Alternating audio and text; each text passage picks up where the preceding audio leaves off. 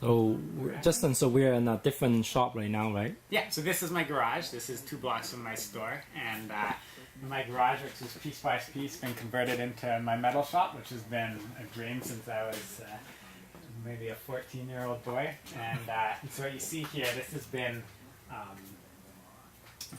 a project. Well, here, let me just get the walls. Whoa.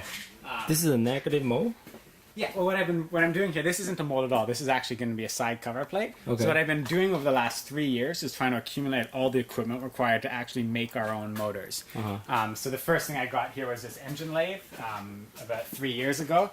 And then this is back when I still had access to UBC, so I was able to put a whole bunch of indexing heads on there. So I have this so that I can make it, rotate it, and index, and then drill out and make 36 holes for the spokes on a flange, or the spoke holes on a flange. Right. If I'm making my own hubs or making my own motors, and you need to have regular bolt patterns.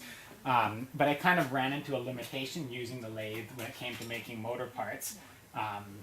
And you can see this was sort of one of the most recent efforts. So what I was trying to do here is basically manufacture, this here is the side cover from the 9-continent hub motor. And the 9-continent front motors don't fit a disc brake. That's one of the big weaknesses that they have. Crystalite has a front disc with their 5300 series, but it's really big and heavy. We like the efficiency and the lower cost of 9-continent, but we want the compatibility with modern bicycles.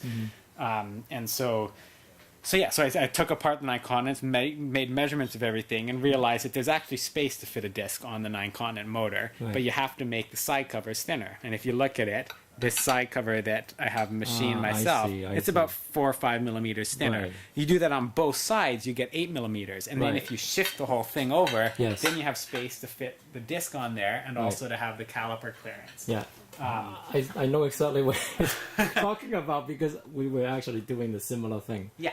So what I wanted to do was actually take a 9-continent motor, modify it with custom side covers, offset the axle a bit, and then make a disc-compatible version, and then ship that back to 9-continent and say, hey, this is how we want it made. What would it cost for us to get our own side cover? The only thing you have to change is the axle and the 2 side plates. We could pay for the tooling if it could be our own design, or you could take it and you cover the tooling cost and it's your design to sell. But then as I got thinking more and more about that project, I realized is that if we're going to be doing customizations, we might as well just have a custom motor from the ground up. And the 9-continent motor, it's sort of a mass-produced motor standard that dozens of companies make. This is the actual